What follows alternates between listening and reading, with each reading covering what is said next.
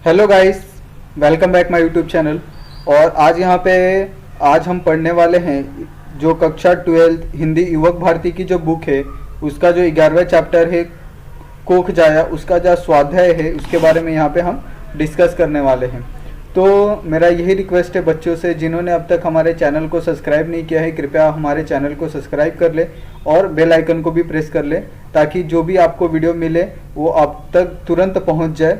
अभी हम जो कोख जाया है ये लेसन को स्टार्ट करते हैं और इसके जो स्वाध्याय के जो क्वेश्चन आंसर है उसको हम लोग डिस्कस करते हैं। तो यहाँ पे जो पहला क्वेश्चन है, परिणाम लिखिए। तो परिणाम लिखिए में जो पहला क्वेश्चन हमें क्या पूछा है कि मौसा अचानक चल बसे। तो मौसा अचानक चल बसने के कारण जो मौसी थी उनका जो जीवन था वो एकदम सा ठहर गया था। उसी तरह से जो दूसरा क्वेश्चन है, दिलीप उच्च शिक्षा के लिए लंदन चला गया, यानी जो एक लौता बेटा था उनका वो उच्च शिक्षा के लिए वो कहाँ चला गया, लंदन चले गया और वो वहीं का होकर रह गया। आगे है कृति पूर्ण कीजिए। तो बोर्ड पर लिखा वृद्ध आश्रम का नाम। तो जिस वृद्ध आश्रम में मौसी गई थी उस वृद्ध आश्रम का नाम क्या था, मातेश्वरी महिला वृद्ध आश्रम। और सेकंड क्वेश्चन है दिलीप और रघुनाथ का रिश्ता। तो दिलीप और रघुनाथ कौन थे, मौसेरे भाई थे। उसी तरह से तद्धित शब्द लिखिए। तो बूढ़ा बुढ़ापा, मानव मानवता, माता मातृत्व, अपना अपनापन। ठीक है। आगे है कोख जाया कहानी का उद्देश्य स्पष्ट कीजिए। तो सबसे पहले आपको ये कहानी का जो उद्देश्य है इस प्रकार हो सकता है कि यहाँ पे जो लिखा है मैं वो रीड नहीं करूँगा और इसका जो आंसर है आप एक बार पढ़े और खुद से आप लिखे बनाएं।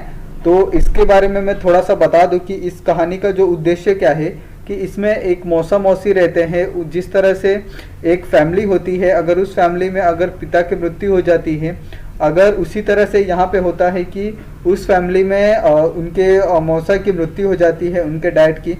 उसके बाद जो उनका लड़का होता है वो आगे की पढ़ाई के लिए लंदन चला जाता है, क्योंकि उनकी जो फैमिली है, उनकी फैमिली क्या है, आईएएस ऑफिसर थे उनके पिताजी। इसके कारण उनकी फैमिली है वेल सेटल है, उनके पास पैसे हैं। तो इस तरह से वो पढ़ने के लिए लंदन चला जाता है और वहीं का होकर रह जाता है। और एक बार उसको जब वेस्टर्न कल्चर के बारे में ये उसका एडिक्शन होने लगता है वेस्टर्न कल्चर का, तो वैसे वैसे वो इंडियन कल्चर को भूलता जाता है। माता पिता के साथ किस तरह से व्यवहार करना चाहिए वो भूल जाता है। इसी के कारण वो अपने माता पिता की जो सारी प्रॉपर्टी है वो बेच देता है धन के लिए और सुख सुविधाओं के लिए। वो थोड़ा भी नहीं सोचता कि उसके माता पिता पर क्या परेशानी आएगी, किस तरह से वो अपना जीवन यापन करेंगे। तो इस तरह की कहानियाँ आपको कहीं ना कहीं सुनने को देखने को मिलती होगी। तो इसी का जो उद्देश्य है यहाँ पे कोख जाया, यानी जिस तरह से एक महिला अपने बच्चे को कितना कष्ट करके जन्म देती है अपने कोख से, तो वो किस तरह से जाया चले जाता है, मतलब बर्बाद चले जाता है। तो यही यहाँ पे बताया गया है। आगे है कि माँ के चरणों में स्वर्ग होता है, इस कथन पर अपने विचार लिखिए। तो यहाँ पर आप किस तरह से अपने माता पिता के साथ अच्छे से अपना व्यवहार रख सकते हैं, किस तरह से अपने माँ के साथ अच्छे से व्यवहार रख सकते हैं, इसके बारे में यहाँ पे बताया गया है कि किस तरह से कहा जाता है कि जो माँ के चरण है उसमें स्वर्ग होता है। संसार का जो सबसे सुंदर शब्द होता है और माँ होता है, और इसमें कितनी मिठास होती है ये यहाँ पे आपको बताया गया है कि किस तरह से जन्म से लेकर जब तक आप बड़े नहीं हो जाते हैं तब तक किस तरह से आपका ख्याल रखा जाता है, किस तरह से आपकी हर ज़रूरत को पूरा किया जाता है। ये सिर्फ माँ के वजह से ही संभव हो पाता है। तो उसी के बारे में यहाँ पे आपको जो अपने विचार हैं वो लिखने हैं। ठीक है। नेक्स्ट क्वेश्चन है, नेक्स्ट प्रश्न है कि मौसी का जो स्वभाव था उसकी जो आपकी विशेषता यहाँ पे लिखनी है। तो एक तो मौसी क्या है, बहुत ज़्यादा स्नेहपूर्ण थी। स्नेहपूर्ण इसके लिए क्योंकि उनके ऊपर इतना सारा कष्ट हुआ, उनका जो बेटा था उन्हें एयरपोर्ट पर इकलौता छोड़कर वो लंदन चला गया। इसके बाद भी मौसी ने उससे कोई भी चीज़ नहीं बोली, उस पर गुस्सा नहीं किया। और इस तरह से मौसी का जो स्वभाव है पता चलता है कि उन्होंने क्या कहा कि अपनी जितनी संपत्ति थी उन्होंने क्या किया, अपने छोटे बहन की जो उसको सौंप दी। और उन्होंने क्या किया, जो पढ़ाई लिखाई थी उसमें मौसी का जो पूरा योगदान दिया। और जिसके कारण, और आप ये भी सोच सकते हैं कि जो मौसी थी उनके जो पति थे वो एक आईएएस ऑफिसर थे, उसके बाद भी जो मौसी थी उनको किसी तरह का शौक नहीं था, वो घमंड में नहीं रहती थी, न ही पैसे को लेकर न ही पद को लेकर उनमें कभी भी घमंड देखने को मिलता था। और इसी के कारण जो मौसी का जो स्वभाव था वो बहुत ज़्यादा अच्छा था और वो एक तरह से बहुत स्वभावमानी व्यक्ति महिला थी। और उनके धोखे से जब उनकी सारी प्रॉपर्टी उनके बच्चे ने बेच दी, उसके बाद भी मौसी ने उन पर कुछ नहीं कहा, मौसी ने उसका थोड़ा भी अनादर नहीं किया, मौसी ने उस पर ना थोड़ा गुस्सा किया, ना किसी तरह की उस पर किसी तरह की टिक्का टिप्पणी नहीं की।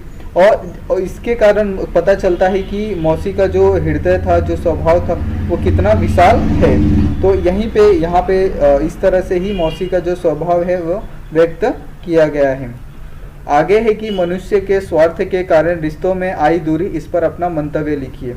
तो यहाँ पे इस जो क्वेश्चन है इसका आंसर सभी के लिए अलग अलग हो सकता है कि किस तरह से मनुष्य का जो स्वार्थ है रिश्तों की दूरी का कारण बन रहा है। कि आजकल मनुष्य क्या हो गया है, सिर्फ मैं के लिए यानी खुद के लिए वो काम करता है, ना ही दूसरों के लिए वो काम करना चाहता है। जिस तरह से उसके संस्कारों में कमी आ गई है, उसके जो स्वार्थ हैं वो बढ़ गए हैं, उसकी जो भौतिकवादी सोच है यानी सिर्फ खुद का विकास है वो बढ़ गया है पैसों की दौड़ के लिए। और जो मनुष्य का जो निजी स्वार्थ है इसके कारण जो पारिवारिक रिश्ते हैं उसमें बहुत ज़्यादा गिरावट आ गई है। और लोगों के बीच में जो एक पारस्परिक बात होती थी, जिस तरह से उनके बीच पारिवारिक हित होते थे, वो सब धीरे धीरे ख़त्म होते जा रहे हैं। और जिसके कारण जो एक रिश्तों की जो मजबूत नींव थी वो भी धीरे धीरे ख़त्म होती जा रही है।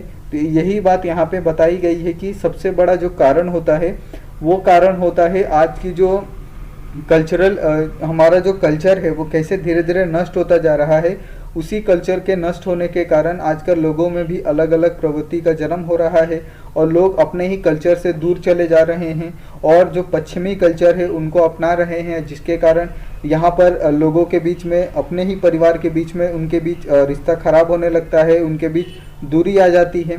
तो यही सब चीज़ें यहाँ पे बताई गई हैं। और यहाँ पे आपको एक जानकारी लिखने के लिए भी कहा गया है कि कोख जाया कहानी के हिंदी अनुवादक का नाम।